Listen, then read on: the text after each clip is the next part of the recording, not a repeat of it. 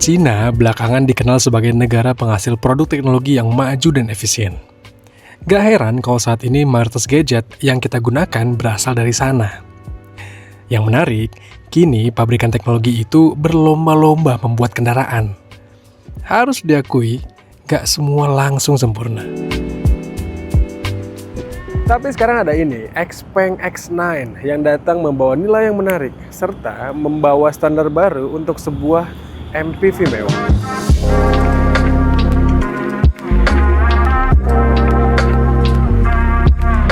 Gak salah kalau kita merasa XPeng X9 ini datang untuk menaklukkan rivalnya di kelas MPV mewah full elektrik kayak Denza D9 atau ada juga Maxus Miva 9. Tapi sebenarnya, ketika bermain di kelas MPV mewah, mobil ini pastinya bakal menyenggol dan menggoda calon pembeli Toyota Alphard.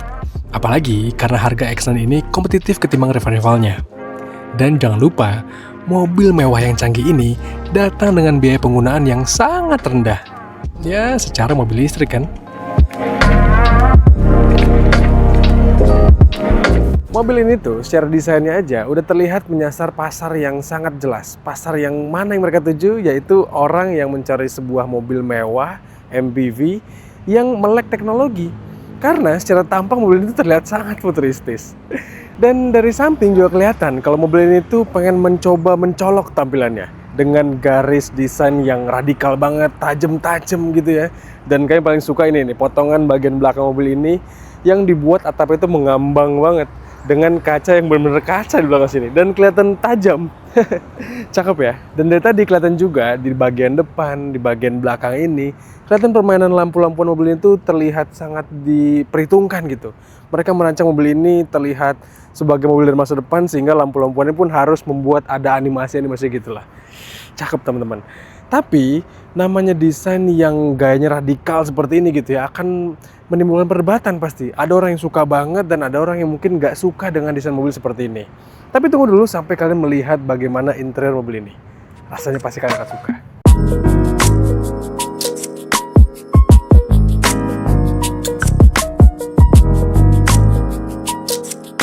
Perlu diingat, mobil ini bisa menampung banyak orang. Setidaknya 6 orang bisa duduk nyaman dan aman. Meski ini, ruang baris ketiganya sebenarnya bisa aja sih untuk 3 orang dewasa. Fasilitas penunjang kenyamanan untuk penumpang belakang ini juga lengkap banget. Mulai dari USB, lampu, sampai jok yang bisa diatur secara elektrik. Iya, dimensi mobil ini tuh panjang banget, 5,2 meter lebih. Dan itu bikin kemampuan angkutnya jadi fleksibel. Tuh lihat, bagasi mobil ini lega dan dalam. Cuma sayangnya, ini kalau jok baris ketiga yang dilipat, ruang bagasinya nggak rata lantai.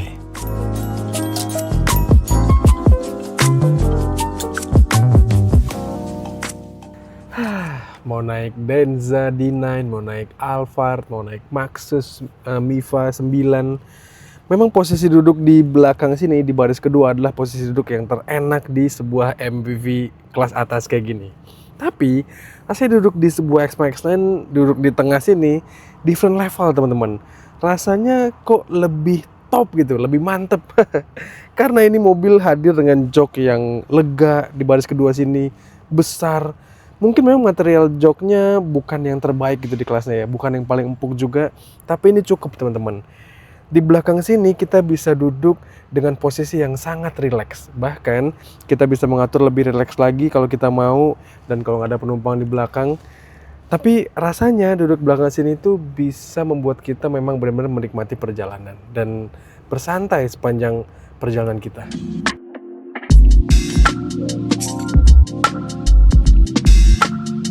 Jok ini bisa diatur hingga posisi rebah atau mereka sebut dengan zero gravity. Ini posisi paling nyantai, tapi mengorbankan ruang untuk penumpang belakang pastinya. Kalau dirasa kurang rileks, kita bisa pakai fitur pijatnya nih. Dan jangan lupa, tutup tirai kaca biar privasi kita terjaga. Dan sentuhan paling mantep adalah nyalain TV besar yang punya banyak aplikasi mirip gadget kita. Nih, YouTube atau aplikasi streaming lainnya juga ada. Dan kalau remote-nya lemot, tinggal sentuh aja layarnya, karena ini touchscreen cuy. Memang kalau dibandingkan dengan Toyota Alphard atau Denza D9 yang punya remote touchscreen di kursi masing-masing di belakang sini untuk mengatur banyak hal di mobil, akan lebih menyenangkan. Tapi kenyataannya dengan pengaturan fisik, terus juga dengan tombol-tombol yang mungkin nggak begitu banyak di belakang sini, ternyata di X5 ini biasa-biasa aja dan nyaman-nyaman aja kok. Apalagi karena layarnya ini, layar besar ini bisa di touchscreen juga. Jadi kalau kita mau mengendalikannya, mengontrolnya, ya tinggal sentuh aja dengan tangan gitu. Dan lebih praktis juga. Terus kalau kita lagi nonton gitu nyantai, kita pengen menikmati makanan atau minuman, ya bisa menggunakan meja ini untuk menaruh makanan dan minumannya. Terus kalau udah selesai makan, minum gitu ya, pengen supaya tetap fresh, bisa kita masukin ke dalam kulkas, karena kulkas ini bisa digunakan untuk menghangatkan atau mendinginkan. Jadi ya untuk berada di dalam kabin sini ternyata ya nyaman banget, bisa mengatur banyak hal, bisa menggunakan banyak hal dan nyaman teman-teman. Terus kami juga suka banget sama kualitas audio di mobil ini yang megah teman-teman, stagingnya. Bahkan kalau kita mau mengatur lebih private gitu ya, kita nggak pengen supir di depan kedengeran, kita bisa mengatur supaya audionya itu nyala untuk di belakang saja. Atau kalau kita mau mengatur untuk audio nyala di depan aja pun bisa. Bahkan mau dibuat private untuk supir aja di telinga supir ini pun bisa. Canggih ya.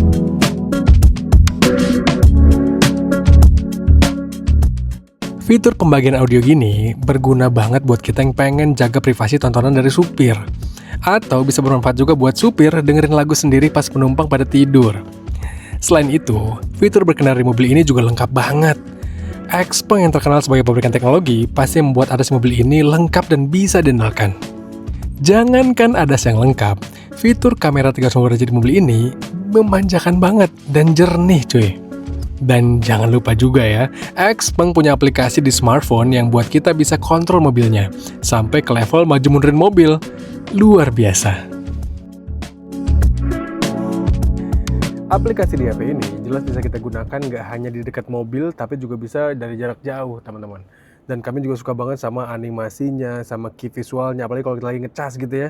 Ada permainan visual di mobil ini, kelihatan aktif casannya. Terus juga yang penting informatif teman-teman.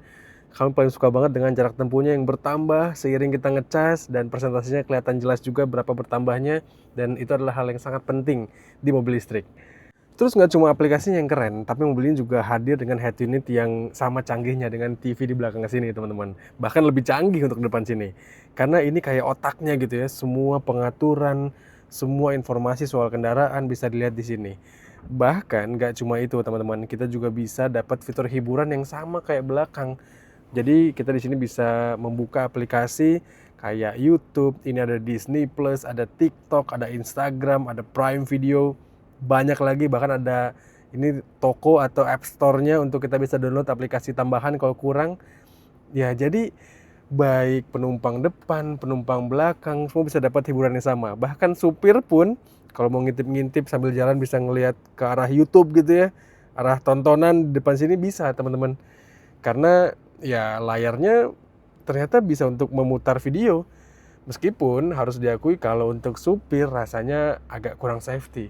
Kalau misalnya nyetir gitu ya sambil kita fokus juga ke layar tontonan sini. Enggak lah. Kalau supir harusnya fokus ke jalan aja. Paling untuk supir hiburannya apa? Ya di sini ada fitur pijit atau fitur massage untuk driver.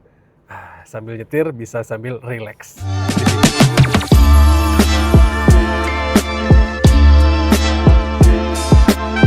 Cuma ya, salah satu hal yang bagi kami kurang menyenangkan dari mobil-mobil garapan perusahaan teknologi kayak gini tuh, mereka entah kenapa sih berlomba-lomba ngilangin tombol fisik. Ini tuh sering kali menyulitkan kita dan perlu lama penyesuaiannya. Jangan jauh-jauh deh cari tombol melipat atau mengatur spion. Ini untuk ngatur arah semburan AC aja, kita mesti ngulik dari layar sini. Terus kalau kita mau bukain pintu untuk majikan masuk mobil, mesti cari fitur buka pintunya dari layar juga, dimana itu nggak satset gitu loh. Selain nggak satset, itu membuat ketergantungan kita akan layar jadi tinggi. Kita harus selalu pecah pandangan dari jalan ke layar kalau mau mengatur fitur di mobil ini.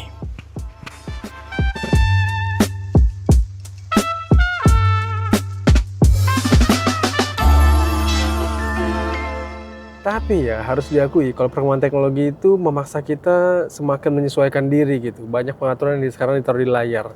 Tapi menurut kami ya lebih safety kalau pengaturan itu dibuat tombol-tombol fisik gitu supaya kita ketaker di mana, oh di sini misalnya tetap fokus di depan gitu, tapi kita bisa tetap mengatur banyak hal, misalnya spion gitu ya. Sementara kalau ini enggak, misalnya ngatur spion aja kita harus cari di mana tombol spionnya ya. Mungkin udah tahu gitu, kita tarik dari atas, lalu adjustment, di sini ada tombolnya, tulisan adjustment, dan kita bisa pakai tombol-tombol di setirnya untuk mengaturnya. Tapi itu benar-benar nggak sepraktis tombol konvensional yang bisa ditaruh di area sebelah kanan kokpit sini nih. Nggak praktis. Apalagi menyetir mobil ini tuh ada perasaan intimidatifnya teman-teman. Badannya besar, terus juga stance-nya sangat kuat gitu di jalan, dilihatin orang, sehingga wajar kalau kita merasa intimidatif. Sehingga ya kehadiran tombol-tombol fisik itu akan memudahkan kita lebih gampang membiasakan diri menyetir mobil ini.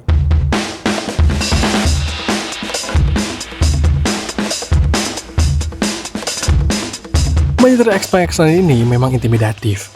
Bodi yang besar dengan visibilitas terbatas ke arah depan dan belakang. Sehingga kita perlu pembiasaan. Apalagi wheelbase mobil ini juga jenjang, bikin kita perlu perhitungan matang saat mau nanjak atau bermanuver naik turun jalan. Tapi untungnya untuk putar balik nggak ada masalah berarti, karena roda belakang mobil ini bisa ikut bermanuver. Dan kami juga suka banget sama keadaan suspensi udara yang adaptif di mobil ini.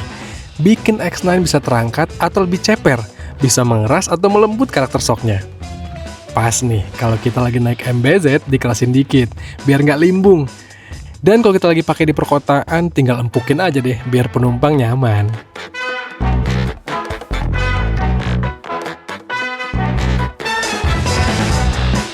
Nah, fitur suspensi kayak gini nih, yang nggak dipunyain sama rival di kelasnya. Kayak Alphard nggak ada teman-teman. Denza D9 juga nggak ada, Maxus juga nggak pakai ini di Miva 9-nya. Sehingga ya kita pemilik Xpeng X9 wajar berbangga. Karena bayangkan teman-teman, Xpeng X9 ini nggak cuma di tipe termahal ya, X9 di tipe yang termurah pun, yang harganya nggak 1 miliar, juga mendapatkan fitur air suspension yang sama. Jadi bayangkan mereka yang harganya mirip dengan kompetitornya, tapi dapat fitur yang semewah ini teman-teman. Dan itu bikin kita jadi bisa mengatur karakter berkendaranya. Kalau kita mau bermain nyaman di perkotaan misalnya gitu ya, kita set aja di paling comfort. Lagi-lagi kita harus buka layar untuk mencari tahu di mana pengaturannya, drive di sini. Nah ini.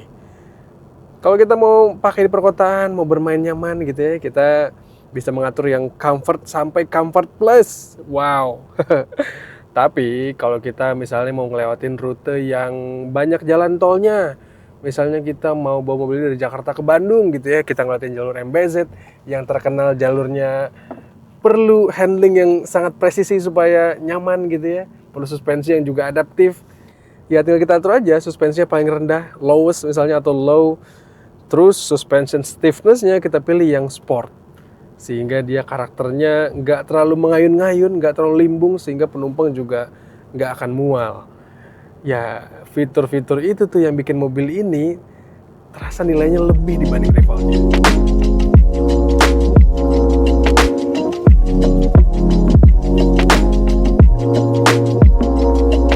Xpeng membekali X9 dengan motor listrik tunggal yang menggerakkan roda depan. Motor listrik ini punya tenaga dan torsi yang lebih besar ketimbang Denza D9, dan kami rasa lebih dari cukup. Nah, yang gak kalah penting dari mobil listrik ini adalah baterainya yang besar, serta kemampuan casnya yang cepat banget. Dan Xpeng X9 berhasil memenuhi syarat tersebut. Tipe paling mahal dari mobil ini membawa baterai lebih dari 100 kWh, dan diklaim bisa menempuh hingga 690 km pas di tes NEDC. Dan tipe yang di bawah 1 miliarnya menggunakan baterai 84,5 kWh dengan jarak tempuh 580 km. Asiknya juga, baterai ini dapat dicas dengan cepat dan rate pengecasannya bisa 317 kW untuk tipe yang paling atas ya. Dan tipe lainnya di 283 kW. Itu sih jelas lebih dari cukup untuk kita ngecas cepat. Cuma perlu digarisbawahi kalau klaimnya Xpeng itu menggunakan data hasil pengujian yang NEDC yang terkenal agak-agak terlalu ekonomis gitu dan sulit dilakukan di jalan Indonesia. Realitanya menurut kami ini mobil mungkin 100% baterainya bisa untuk menempuh jarak 590 sampai 610 km lah, di angka segitu lah rentangnya. Karena kita bisa aja mungkin mengoptimalkan potensinya sampai berapa kata Xpeng, 690 km, hampir 700 kilo gitu ya. Bisa aja, asal dengan catatan kita berkendara dengan sangat ekonomis. Kita berkendara mungkin nggak lebih dari berapa, maksimalnya mungkin 50 km per jam, terus juga pakai yang regulatif paling tinggi, terus juga kita menghindari penggunaan alat elektronik tambahan kayak kulkas, terus juga ini head unitnya mungkin bisa kita minimalisir, brightness-nya bisa, dan sampai kita matiin AC gitu ya bisa aja. Mobil ini dapat potensi jarak tempuh yang sangat jauh itu. Tapi rasanya kalau pengguna Xpeng pengennya ya menyetir secara comfort lah. Menyetir secara nyaman, nikmati semua potensinya, nikmati semua apa hiburan dalam kabin, apalagi kalau kita lagi bawa bos di belakang gitu ya. Nggak mungkin lah kita bermain irit-iritan kayak gitu.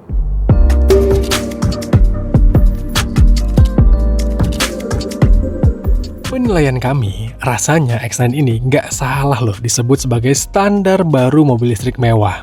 Karena bayangkan aja, dengan harga di bawah 1 miliar, kita udah dapet sebuah mobil yang full teknologi, full hiburan, dan kenyamanannya kelas atas. Dan menyenangkan juga untuk digunakan. Kehadiran mobil ini jelas membuat kompetitornya perlu waspada. Perlu menghadirkan inovasi dan membuat nilai kendaraannya lebih baik lagi secara value for money buat ngelawan X9 ini.